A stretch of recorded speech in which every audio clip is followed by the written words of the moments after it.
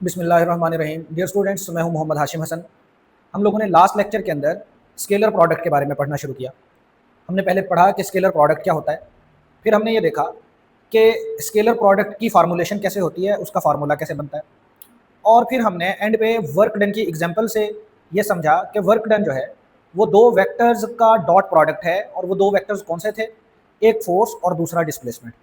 Students, आज हम लोगों ने स्केलर प्रोडक्ट या डॉट प्रोडक्ट की करैक्टरिस्टिक्स के बारे में पढ़ना है, और जो पहली करैक्टरिस्टिक हमने ये पढ़नी है वो है कम्यूटेटिव प्रॉपर्टी। स्टूडेंट्स, हम लोगों ने लास्ट लेक्चर के अंदर ये प्रूव किया था कि ए डॉट बी और बी डॉट ए दोनों का answer A B cos theta आता है। तो स्टूडेंट्स, यही बेसिकली कम्यूटेटिव प्रॉपर्टी है, और इसे हम यहां पे इस तरह से लिख सकते हैं, since A dot B is equal to AB cos theta and B dot A is equal to BA cos theta or AB cos theta. Hence, scalar product or dot product is commutative। और इसी को हम इस तरह से लिख सकते हैं कि A dot B is equal to B dot A। तो स्टूडेंट्स, अब आप लोगों ने याद रखना है कि स्केलर प्रोडक्ट के अंदर या डॉट प्रोडक्ट के अंदर कम्यूटेटिव प्रॉपर्टी होल्ड करती है। जी स्टूडेंट्स, अब हम लोग दूसरी कैरेक्टरिस्टिक को डिस्कस करेंगे, जिसके अंदर हमने ये देखना है कि अगर दो वेक्टर्स एक दूसरे के परपेंडिकुलर हों, जैसे आप यहाँ पे डायग्राम में देख सकते हैं, एक वेक्टर ए है और दूसरा वेक्टर बी है, जो दोनों एक दूसरे के साथ 90 डिग्री का एंगल बना रहे हैं।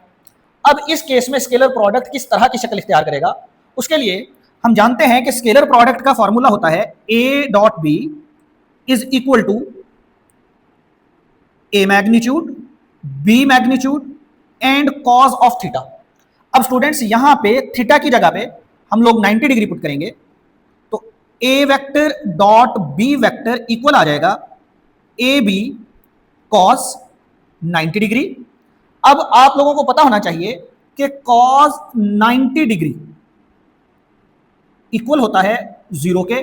स्टूडेंट्स, अब हम लोग कॉस 90 डिग्री की जगह पे 0 पुट करेंगे, और 0 जब किसी भी चीज के साथ मल्टीप्लाई हो तो आंसर 0 हो जाता है। तो ए डॉट बी इक्वल आ जाएगा 0 के। स्टूडेंट्स, याद रखना है कि जब भी दो वेक्टर्स एक दूसरे के परपेंडिकुलर हों तो स्केलर प्रोडक्ट या डॉट प्रोडक्ट का आंसर 0 आता है। अब हम स्केलर प्रोडक्ट की यही परपेंडिकुलर वाली कैरेक्टरिस्टिक यूनिट वेक्टर्स के लिए पढ़ लेते हैं। यूनिट वेक्टर्स के बारे में हम लोगों ने पढ़ा था कि तीन तरह के unit vectors common unit vectors हैं, जो एक्स एक्सिस, वाई एक्सिस और जी एक्सिस के लिए इस्तेमाल किए जाते हैं। एक्स एक्सिस के लिए I unit vector, Y axis के लिए जे यूनिट वेक्टर और जी एक्सिस के लिए के यूनिट वेक्टर। स्टूडेंट्स, अगर ये एक्स एक्सिस है और ये वाई एक्सिस है और ये जी एक्सिस है, तो आप देख रहे हैं कि ये तीनों एक दूसरे के परपेंडिकुलर हैं। अब एक्स एक्सिस के लिए हम यूनिट वेक्टर इस्तेमाल करेंगे I unit vector, Y axis के लिए जे यूनिट वेक्टर और जी एक्सिस के लिए के यूनिट वेक्टर। अब अगर मुझे परपेंडिकुलर वाली कैरेक्टरिस्टिक पढ़नी है तो मुझे आई यूनिट वेक्टर को या तो जे के साथ मल्टीप्लाई करना होगा या फिर के साथ मल्टीप्लाई करना होगा। बिल्कुल इसी तरह जे यूनिट वेक्टर को या तो मुझे आई के साथ मल्टीप्लाई करना चाहिए या मुझे जे यूनिट वेक्टर को के साथ मल्टीप्लाई करना चाहिए। बिल्कुल इसी तरह के यूनिट वेक्टर को स्टूडेंट्स या तो मुझे वाई के साथ यानी जे यूनिट वेक्टर के साथ मल्टीप्लाई करना चाहिए या फिर के यूनिट वेक्टर को आई यूनिट वेक्टर के साथ मल्टीप्लाई करना चाहिए। इसका मतलब यह हुआ कि हमने आई यूनिट वेक्टर को मल्टीप्लाई करना है इसके परपेंडिकुलर यूनिट वेक्टर के साथ, यानी जे यूनिट वेक्टर के साथ। बिल्कुल इसी तरह मुझे जे को मल्टीप्लाई करना है के साथ और के को मल्टीप्लाई करना है आई यूनिट वेक्टर के साथ, तभी तो परपेंडिकुलर वाली कैरेक्टरिस्टिक बनेगी। अब मैंने क्या करना है, आई डॉट जे की वैल्यू कैलकुलेट करनी है, जे डॉट के की वैल्यू कैलकुलेट करनी है और के डॉट आई की वैल्यू कैलकुलेट करनी है। अब हम लोगों ने फार्मूला जो पढ़ा है ए डॉट बी का, वो फार्मूला कुछ इस तरह से होता है, ए डॉट बी इक्वल होता है पहले वेक्टर की मैग्नीट्यूड, दूसरे वेक्टर की magnitude and cos of theta. अब स्टूडेंट्स इसी फॉर्मूले को हम इस तरह से पढ़ेंगे, पहला वेक्टर डॉट दूसरा वेक्टर इक्वल होता है पहले वेक्टर की मैग्नीट्यूड दूसरे वेक्टर की magnitude and cos of theta. अब अगर इसी जनरल फॉर्मूले को हम आई डॉट जे पे अप्लाई करें तो देखें क्या लिखा हुआ है, पहला यूनिट वेक्टर डॉट दूसरा यूनिट वेक्टर इक्वल आ जाएगा पहले यूनिट वेक्टर की मैग्नीट्यूड मल्टीप्लाई बाय दूसरे यूनिट वेक्टर की magnitude multiply by cause of 90 degree. Students 90 degree क्यों पुट किया है? क्योंकि आई का ताल्लुक एक्स एक्सिस के साथ है, जे का ताल्लुक वाई एक्सिस के साथ है, तो एक्स एक्सिस और वाई एक्सिस दोनों एक दूसरे के परपेंडिकुलर होते हैं, तो थीटा की वैल्यू आएगी 90 डिग्री। आप देख रहे हैं कि मैंने मैग्नीट्यूड्स की जगह पे कुछ भी नहीं लिखा। अब यहां पे स्टूडेंट्स मैं सिंपली 1 पुट कर दूंगा।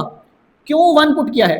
क्योंकि ये भी एक यूनिट वेक्टर है और जे यूनिट वेक्टर भी एक यूनिट वेक्टर है, यानी दोनों की मैग्नीट्यूड 1 होती है। हमने डेफिनेशन में ये पढ़ा हुआ है कि यूनिट वेक्टर ऐसा वेक्टर होता है जिसकी मैग्नीट्यूड 1 हो। तो स्टूडेंट्स cos 90 की जगह पे 0 आएगा, 0 multiply by 1 multiply by 1 answer आ जाएगा हमारे पास 0, यानी आई डॉट जे का आंसर क्या आएगा 0। बिल्कुल इसी तरह जे डॉट के को जब हम सॉल्व करेंगे तो पहले वेक्टर की मैग्नीट्यूड 1 आएगी क्योंकि जे जो है ये एक यूनिट वेक्टर है, दूसरे वेक्टर की मैग्नीट्यूड की जगह पे भी 1 आएगा क्योंकि के भी एक यूनिट वेक्टर है। cos 90 डिग्री और cos 90 0 के इक्वल होता है, 0 multiply by 1 multiply by 1 answer आएगा 0। बिल्कुल इसी तरह जब आप k डॉट आई को सॉल्व करेंगे तो उसके लिए भी इसी तरह से हम वैल्यूज पुट करेंगे और हमारे पास आंसर अगेन क्या आएगा 0। इन तीनों केसेस को हम एक ही इक्वेशन की सूरत में लिख लेते हैं। हम इनको इस तरह से लिख सकते हैं कि आई डॉट जे इक्वल होता है जे डॉट के इक्वल होता है के डॉट आई, और ये सब किसके इक्वल हैं 0 के।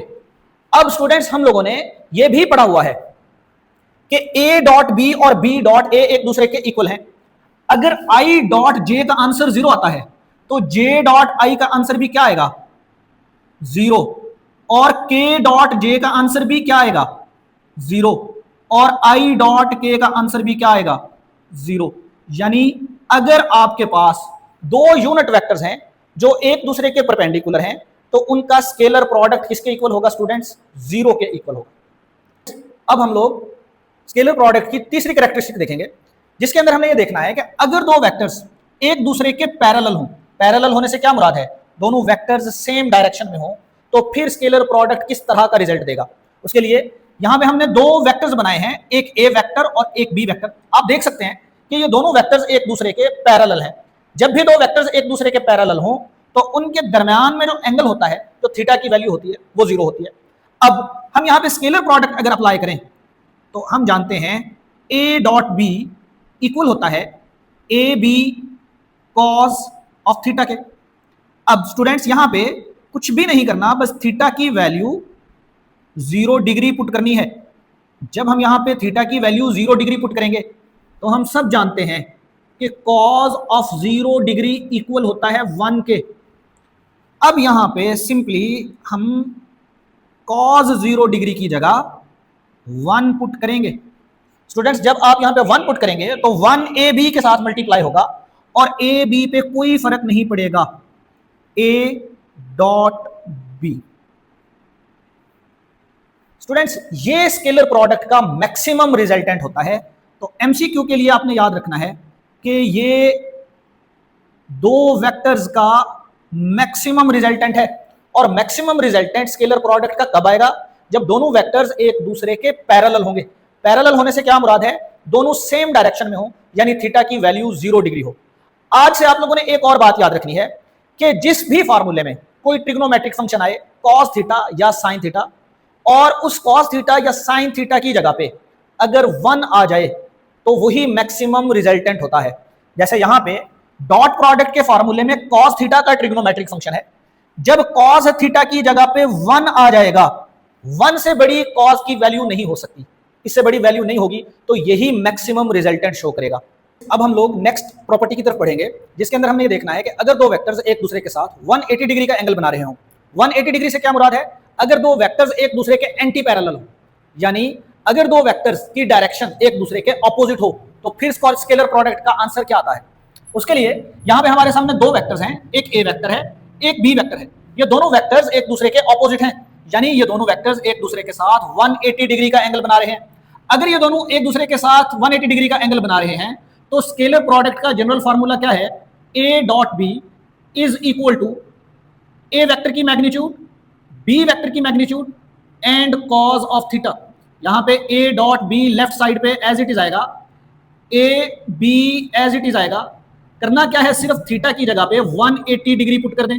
जब आप यहां पे 180 डिग्री पुट करेंगे तो कैलकुलेटर से सॉल्व करके भी आप देख सकते हैं कि cos 180 डिग्री इक्वल होता है -1 के। तो इस फॉर्मूले में A B as it is आएगा और cos 180 की जगह पे हम पुट कर देंगे -1। अब -1 जब ए बी के साथ मल्टीप्लाई होगा तो ये हो जाएगा -ab। स्टूडेंट्स, ये हमारे पास क्या रिजल्ट आया है? ये हमारे पास रिजल्ट आया है नेगेटिव मैक्सिमम, नेगेटिव मैक्सिमम, या फिर हम इसे कह सकते हैं कि ये हमारे पास दो वेक्टर्स के डॉट प्रोडक्ट का मिनिमम आंसर आया है। हमारे पास मैक्सिमम आंसर कब आया था? जब दोनों वेक्टर्स एक दूसरे के पैरेलल थे। जब दोनों वेक्टर्स एक दूसरे के पैरेलल हो यानी थीटा की वैल्यू 0 डिग्री हो तो आंसर आता है मैक्सिमम, यानी ए बी। लेट्स सपोज कि अगर आपके पास ए और बी को मल्टीप्लाई करके आंसर 10 आता है तो -ab किसके इक्वल होगा? स्टूडेंट्स, -10 के, यानी नेगेटिव में आंसर चला जाएगा मैक्सिमम, जिसे हम मिनिमम आंसर भी कह सकते हैं। तो इसका मतलब ये हुआ कि अगर दो वेक्टर्स एक दूसरे के साथ 180 डिग्री का एंगल बना रहे हैं या दो वेक्टर्स एक दूसरे के एंटी पैरेलल हैं यानी ऑपोजिट डायरेक्शन में हैं, तो स्केलर प्रोडक्ट का आंसर नेगेटिव मैक्सिमम आएगा। और नेगेटिव मैक्सिमम से क्या मुराद है? मिनिमम आंसर आएगा। ये भी आपने ऑब्जेक्टिव के लिए याद रखना है। इसके बाद हम नेक्स्ट प्रॉपर्टी की तरफ चलते हैं जो है सेल्फ प्रोडक्ट की। स्टूडेंट, सेल्फ प्रोडक्ट से क्या मुराद है? सेल्फ प्रोडक्ट से मुराद है आप किसी वेक्टर को उसी के साथ मल्टीप्लाई कर दें। यानी अगर हमारे पास कोई वेक्टर ए है तो हम उस वेक्टर को उसी के साथ मल्टीप्लाई कर दें। अगर हमारे पास एक वेक्टर ए है और आप उसको ए के साथ ही मल्टीप्लाई कर दें, यानी उसके अपने साथ ही मल्टीप्लाई कर दें, तो ये कहलाएगा वेक्टर ए का सेल्फ प्रोडक्ट। बिल्कुल इसी तरह अगर आपके पास कोई वेक्टर बी हो और आप उसे उसी के साथ मल्टीप्लाई कर दें यानी बी डॉट बी करें तो आपके पास वो बी का सेल्फ प्रोडक्ट कहलाएगा, एंड सो ऑन। तो फिर हमारे पास जनरल फार्मूला, स्टूडेंट्स याद रखें, जनरल फार्मूला है पहला वेक्टर डॉट दूसरा वेक्टर इक्वल होता है पहले वेक्टर की मैग्नीट्यूड दूसरे वेक्टर की मैग्नीट्यूड कॉस ऑफ थीटा। अब यहां पे हमारे पास पहला वेक्टर ए है तो ए की मैग्नीट्यूड, दूसरा वेक्टर भी ए है तो ए की मैग्नीट्यूड, और साथ में आ जाएगा कॉस थीटा। अब स्टूडेंट्स, थीटा की वैल्यू क्या होगी ये हमने देखना है। देखिए, अगर हमारे पास एक वेक्टर ए है तो दूसरा वेक्टर भी तो ये खुद ए ही है, यानी ये दोनों ए जो हैं बेसिकली एक ही वेक्टर है। तो अगर ये दोनों सेम वेक्टर्स हैं तो दोनों की डायरेक्शन भी क्या होगी? सेम, क्योंकि हम ये पढ़ चुके हैं कि वेक्टर्स के केस में जितनी अहमियत मैग्नीट्यूड की है उतनी ही डायरेक्शन की है।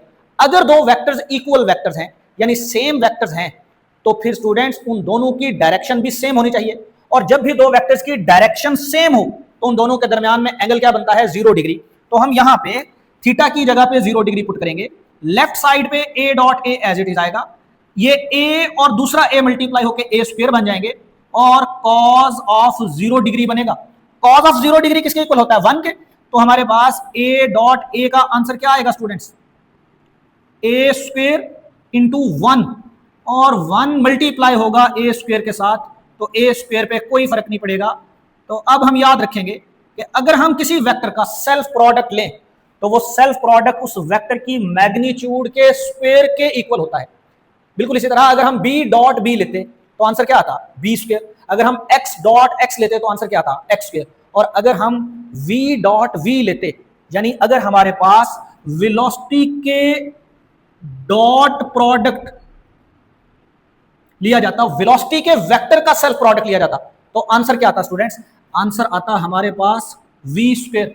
अब ये पॉइंट बहुत इंपॉर्टेंट है, ये पॉइंट जस्टिफाई करता है कि काइनेटिक एनर्जी जो है वो स्केलर क्यों है। हमने ये पढ़ा हुआ है कि काइनेटिक एनर्जी का फॉर्मूला है 1/2 mv²। स्टूडेंट्स, अब जहन में ये बात आ सकती है कि यहां पे तो वेलोसिटी है और वेलोसिटी एक वेक्टर क्वांटिटी है। अगर वेलोसिटी एक वेक्टर क्वांटिटी है तो काइनेटिक एनर्जी स्केलर क्यों है? उसका आंसर फिर आप इस तरह से दे सकते हैं कि ये बेसिकली वेलोसिटी की मैग्नीट्यूड का स्क्वायर है। और वेलोसिटी की मैग्नीट्यूड का स्क्वायर आपको कैसे मिलेगा? अगर आप वेलोसिटी के वेक्टर का सेल्फ प्रोडक्ट लें, अगर आप वेलोसिटी के वेक्टर का सेल्फ स्केलर प्रोडक्ट लेंगे तो आंसर आपको क्या मिलेगा? v square. और हमें यह पता है कि अगर दो वेक्टर्स का डॉट प्रोडक्ट लिया जाए या स्केलर प्रोडक्ट लिया जाए तो आंसर क्या आता है? स्केलर आता है। इसका मतलब यह हुआ कि ये जो v स्क्वायर है ये एक स्केलर क्वांटिटी है। जब एक स्केलर क्वांटिटी एक दूसरी स्केलर क्वांटिटी के साथ मल्टीप्लाई होगी तो हमें आंसर भी क्या मिलेगा? एक स्केलर क्वांटिटी। तो स्टूडेंट्स ये पॉइंट भी आपने अपनी नोटबुक्स पे जो है वो लिख लेना है, याद रखना है कि काइनेटिक एनर्जी जो है उसके फार्मूले में वेलोसिटी तो आती है लेकिन वो स्केलर कैसे है। स्टूडेंट्स अब हम एक बहुत इंपॉर्टेंट पॉइंट डिस्कस करने जा रहे हैं, ये आप लोगों ने अपनी बुक्स के ऊपर लिख लेना है। अब ये पॉइंट क्या है कि अगर हम सेल्फ प्रोडक्ट लें यूनिट वेक्टर्स का, यानी 3 यूनिट वेक्टर्स हैं, एक i यूनिट वेक्टर, एक j यूनिट वेक्टर और तीसरा यूनिट वेक्टर है हमारे पास k यूनिट वेक्टर। अगर हम i यूनिट वेक्टर को मल्टीप्लाई करें i यूनिट वेक्टर के साथ तो क्या रिजल्ट आएगा? अगर हम j यूनिट वेक्टर को मल्टीप्लाई करें j यूनिट वेक्टर के साथ तो क्या रिजल्ट आएगा? अगर हम k यूनिट वेक्टर को मल्टीप्लाई करें k यूनिट वेक्टर के साथ तो क्या रिजल्ट आएगा? एक दफा फिर मैं आपको रिकॉल करवा देता हूं कि जो जनरल फार्मूला है हमारे पास डॉट प्रोडक्ट का वो क्या है? वो है a dot b is equal to ab cos theta. इसे आप लोगों ने इस तरह से याद रखना है, पहला वेक्टर डॉट दूसरा वेक्टर इक्वल होता है पहले वेक्टर की मैग्नीट्यूड दूसरे वेक्टर की मैग्नीट्यूड cos ऑफ थीटा।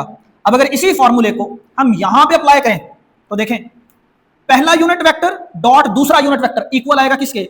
पहले यूनिट वेक्टर की मैग्नीट्यूड, और यूनिट वेक्टर की मैग्नीट्यूड कितनी होती है? 1। दूसरे यूनिट वेक्टर की मैग्नीट्यूड कितनी होती है? 1। cos ऑफ थीटा की जगह पे आएगा स्टूडेंट 0 डिग्री। यहां पे 0 डिग्री क्यों आया है? क्योंकि i यूनिट वेक्टर का ताल्लुक x एक्सिस के साथ है, तो ये दो i यूनिट वेक्टर्स हैं तो दोनों का ताल्लुक x एक्सिस के साथ होगा, यानी दोनों सेम डायरेक्शन में हैं। अगर दोनों सेम डायरेक्शन में है तो थीटा की वैल्यू होगी 0 डिग्री। cos 0 स्टूडेंट्स इक्वल होता है 1 के। 1 मल्टीप्लाई बाय 1 आंसर आएगा 1।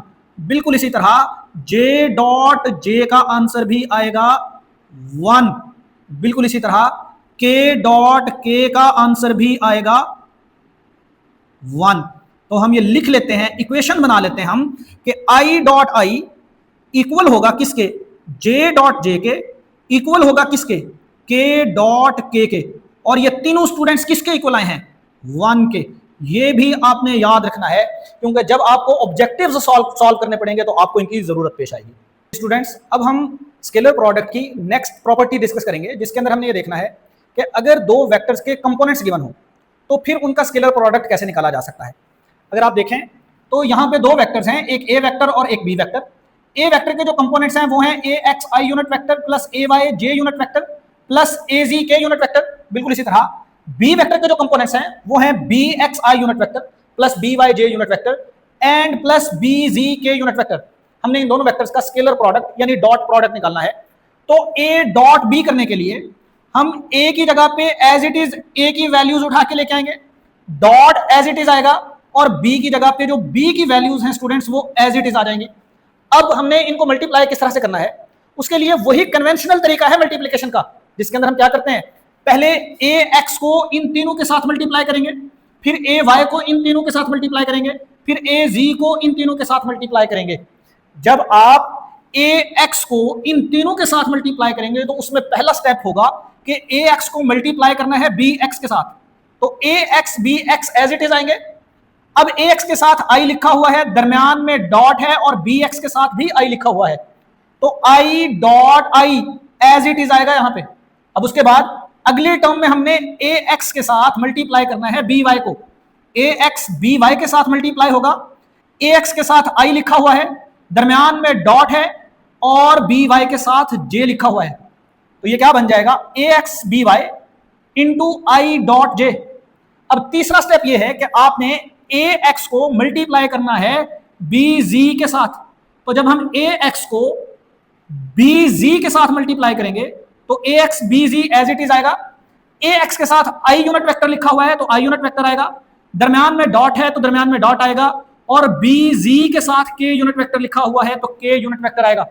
हमने स्टूडेंट्स ये जो पहली लाइन है इसके अंदर हमने ax को मल्टीप्लाई किया है इन तीनों के साथ। अब नेक्स्ट स्टेप क्या होगा, ay को हमने मल्टीप्लाई करना है इन तीनों के साथ, तो ए वाई जब बी एक्स के साथ मल्टीप्लाई होगा तो ए वाई बी एक्स बनेगा। ए वाई के साथ जे यूनिट वेक्टर लिखा हुआ है, दरमियान में डॉट है, और बी वाई बी एक्स के साथ आई यूनिट वेक्टर लिखा हुआ है, तो ये बन जाएगा a Y b x into j dot i. अब इसके बाद ए वाई को मल्टीप्लाई करना है बी वाई के साथ, तो A Y B Y multiply होंगे, J dot J as it is आएगा। अब ए वाई को मल्टीप्लाई करना है बी जी के साथ, तो A Y multiply by B z, और ए वाई के साथ क्या लिखा हुआ है, जे यूनिट वेक्टर, दरमियान में डॉट है, और बी जी के साथ स्टूडेंट्स क्या लिखा हुआ है, के यूनिट वेक्टर। तो ये क्या बन जाएगा, ये बन जाएगा जे डॉट के। ये जो दूसरी लाइन है इसके अंदर हमने ए वाई जे यूनिट वेक्टर को इन तीनों के साथ मल्टीप्लाई किया है।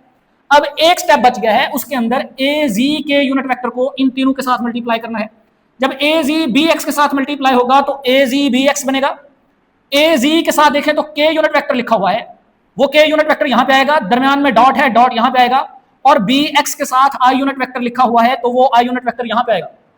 बिल्कुल इसी तरह अब ए जी ने मल्टीप्लाई होना है बी वाई के साथ, जब ए जी बी वाई के साथ मल्टीप्लाई होगा तो ये बन जाएगा ए जी बी वाई, और ए जी के साथ देखें तो के लिखा हुआ है, के यूनिट वेक्टर यहां पे आएगा, दरमियान में डॉट है, डॉट आएगा, और बी वाई के साथ जे यूनिट वेक्टर लिखा हुआ है, तो ये जे यूनिट वेक्टर आ जाएगा, ये बन जाएगा ए जी बी वाई इंटू के डॉट जे। अब फाइनली ए जी को बी जी के साथ मल्टीप्लाई करना है, ए जी के साथ भी के यूनिट वेक्टर है, बी जी के साथ भी के यूनिट वेक्टर है, तो के डॉट के यहां पे आ जाएगा। अब याद करें, हमने पढ़ा था कि अगर दो यूनिट वेक्टर्स एक दूसरे के परपेंडिकुलर हो, यानी आई जे के साथ मल्टीप्लाई हो, जे के साथ मल्टीप्लाई हो, या के आई के साथ मल्टीप्लाई हो, तो आंसर आता है 0। ये कहां पे पढ़ा था हमने, इसी लेक्चर में जो कैरेक्टरिस्टिक नंबर 2 है उसके एंड पे पढ़ा था हमने बच्चों। तो याद रखें कि जे डॉट आई या आई डॉट जे 0 के इक्वल होता है, आई डॉट के या के डॉट आई 0 के इक्वल होता है, जे डॉट आई या आई डॉट जे 0 के इक्वल होता है, जे डॉट के या के डॉट जे 0 के इक्वल होता है, के डॉट आई या आई डॉट के 0 के इक्वल होता है, के डॉट जे या जे डॉट के भी किसके इक्वल होता है, 0 के। सारी टर्म्स कट गई हैं, सिर्फ 3 टर्म्स बची हैं, और उन टर्म्स को अगर आप देखें तो उनके अंदर लिखा हुआ आई डॉट आई जो 1 के इक्वल होगा, I dot I is equal to 1। बिल्कुल इसी तरह जे डॉट जे इक्वल होगा 1 के, बिल्कुल इसी तरह के डॉट के भी किसके इक्वल होगा, 1 के। तो स्टूडेंट्स जब आप इस 1 को ए एक्स बी एक्स के साथ मल्टीप्लाई करेंगे तो ए एक्स बी एक्स प्लस ए वाई बी वाई जब 1 के साथ मल्टीप्लाई होगा तो A Y B Y plus A G B जी को जब आप 1 के साथ मल्टीप्लाई करेंगे तो ये बन जाएगा ए जी बी जी। देखें इतना लंबा फार्मूला बहुत आसान होकर लिख लिया हमने। क्या फार्मूला बना, A dot B is equal to A x B x plus A Y B Y plus A G B Z. Students इसका मतलब ये हुआ कि जब भी आपके पास दो वेक्टर्स के कंपोनेंट्स गिवन हो और आपसे कहा जाए कि आप इन दोनों वेक्टर्स का डॉट प्रोडक्ट निकालें, तो आप सिंपली क्या करेंगे, आप उन दोनों वेक्टर्स के एक्स कंपोनेंट्स को मल्टीप्लाई करेंगे, प्लस आप उन दोनों वेक्टर्स के वाई कंपोनेंट्स को मल्टीप्लाई करेंगे, प्लस आप उन दोनों वेक्टर्स के जी कंपोनेंट्स को मल्टीप्लाई करेंगे, और इन तीनों को ऐड करने के बाद जो आंसर आएगा वही होगा ए डॉट बी का आंसर। अब अगर आपसे मैं पूछूं कि बताएं वर्क का फार्मूला है एफ डॉट डी, तो अगर एफ और डी के कंपोनेंट्स गिवन हो तो क्या फार्मूला अप्लाई करेंगे हम स्टूडेंट्स, फार्मूला अप्लाई करेंगे अगर ए डॉट बी इक्वल है A x B x plus A Y B Y plus A G B Z के, तो एफ डॉट डी किसके इक्वल होगा, एफ डॉट डी इक्वल होगा F X D X plus F Y D Y plus F Z D Z के। और ये formula हम work done calculate करने के लिए इस्तेमाल भी करेंगे और ये ऑब्जेक्टिव भी पूछा जाता है पेपर में। अब आगे बढ़ते हैं, अगर ए डॉट बी की जगह पे मैं ए बी कॉस थीटा लिख दूं, स्टूडेंट्स हमें पता है ए डॉट बी किसके इक्वल होता है, ए डॉट बी इक्वल होता है ए बी कॉस थीटा के। तो राइट साइड इक्वेशन की एज इट इज आएगी ए एक्स बी एक्स प्लस ए वाई बी वाई प्लस ए जी बी जी। अब इस फार्मूले को हम एक और तरह से लिख सकते हैं, अगर मैं पूछूं बताएं कॉस थीटा का यहां पे क्या फार्मूला बनेगा, तो ये जो ए और बी हैं ये इधर मल्टीप्लाई हो रहे हैं, उस साइड पे जाके डिवाइड हो जाएंगे, a x B x plus A Y B Y plus A G B z divided by a b. अब बच्चों इस फार्मूले को एक और तरह से लिखते हैं, थीटा को आप इसी तरफ रखें, कॉस दूसरी साइड पे जाके क्या हो जाएगा, कॉस इनवर्स। अब जरा देखें ये जो ऊपर लिखा हुआ है A x B x plus A Y B Y plus A G B जी, ये तो ए डॉट बी के इक्वल है। A x B x plus A Y B Y plus A G B जी, ये तो ए डॉट बी के equal है। तो हम इस सब की जगह पे क्या लिख सकते हैं, A dot B divided by ये ए बी आ जाएगा स्टूडेंट्स एज इट इज। यानी अगर हमारे पास दो वेक्टर्स हो, उनके कंपोनेंट्स गिवन हो और हमसे पूछा जाए कि बताएं इन दोनों वेक्टर्स के दरमियान में एंगल क्या है, तो एंगल निकालना भी बहुत आसान है। क्या करना है, हमने उन दोनों वेक्टर्स का डॉट प्रोडक्ट निकालना है। डॉट प्रोडक्ट कैसे निकलेगा, ये फॉर्मूला अप्लाई करके डॉट प्रोडक्ट निकालना है। उसके बाद हमने ए वेक्टर की मैग्नीट्यूड निकालनी है, बी वेक्टर की मैग्नीट्यूड निकालनी है, और फिर डॉट प्रोडक्ट को दोनों वेक्टर्स की मैग्नीट्यूड के प्रोडक्ट के साथ डिवाइड करना है, और जो भी आंसर आएगा इस ब्रैकेट का उसका हमने कॉज इनवर्स लेना है, तो हमारे पास आ जाएगा दोनों वेक्टर्स के दरमियान का एंगल। स्टूडेंट्स अब हम एंड पे कुछ की पॉइंट्स हैं जिनको डिस्कस कर लेंगे, कुछ पॉइंट्स जो रिवाइज हो जाएंगे और कुछ पॉइंट्स जो इस बुक में नहीं है वो आप लोगों ने अपनी बुक्स पे लिख लेने हैं। सबसे पहले हम ये पढ़ चुके हैं कि अगर दो वेक्टर्स का स्केलर प्रोडक्ट लिया जाए तो हमें बदले में एक स्केलर क्वांटिटी मिलती है। ये एक ऑब्जेक्टिव है जो आप लोगों ने याद रखना है। फार्मूला याद रखना है, अगर दो वेक्टर्स हो दोनों का डॉट प्रोडक्ट लिया जाए तो A dot B equal to होगा ए बी कॉस थीटा के, बिल्कुल इसी तरह एफ डॉट डी इक्वल होगा एफ डी कॉस थीटा के। या फिर आप ये भी लिख सकते हैं कि वर्क का फार्मूला एफ डॉट डी है और ये इक्वल होगा F X D X plus F Y D Y plus F Z D Z के। इसके बाद एक और पॉइंट हमने पढ़ा कि दो वेक्टर्स का अगर स्केलर प्रोडक्ट लिया जाए तो कम्यूटेटिव प्रॉपर्टी होल्ड करती है। अब ये पॉइंट आपकी बुक में नहीं है जो आप लोगों ने लिख लेना है, डिस्ट्रीब्यूटिव प्रॉपर्टी होल्ड करती है, ये याद रख लें कि ये होल्ड करती है। इसका प्रूव नहीं है बुक में, लेकिन एमसीक्यू में पूछा जा सकता है आपसे। ये याद रख लें कि डिस्ट्रीब्यूटिव प्रॉपर्टी होती क्या है, ए डॉट ब्रैकेट में बी प्लस सी। तो इसे आप कैसे लिखेंगे, अगर आप ब्रैकेट को ओपन करें A dot B plus A dot C, तो ये जो प्रॉपर्टी है ये कहलाती है डिस्ट्रीब्यूटिव प्रॉपर्टी, ये होल्ड करती है स्केलर प्रोडक्ट के केस में। लेकिन एक प्रॉपर्टी है जो होल्ड नहीं करती और वो है एसोसिएटिव प्रॉपर्टी। एसोसिएटिव प्रॉपर्टी क्यों नहीं होल्ड करती, पहले आप एसोसिएटिव प्रॉपर्टी की जरा इक्वेशन को देखें। क्या लिखा हुआ है जी, a dot into b dot c is equal to a dot b dot c. अब हमें पता है कि हम पहले ब्रैकेट को सॉल्व करते हैं। देखें बच्चों, जो डॉट प्रोडक्ट है या स्केलर प्रोडक्ट है ये दो वेक्टर्स के दरमियान में होता है। अब अगर आप बी डॉट सी करते हैं तो ब्रैकेट को सॉल्व करने से आपको एक स्केलर क्वांटिटी मिलेगी। अब स्केलर क्वांटिटी का डॉट प्रोडक्ट अगर आप लें एक वेक्टर क्वांटिटी के साथ, ये तो पॉसिबल ही नहीं है। दोबारा सुन लें ये बात, समझ लें इस पॉइंट को।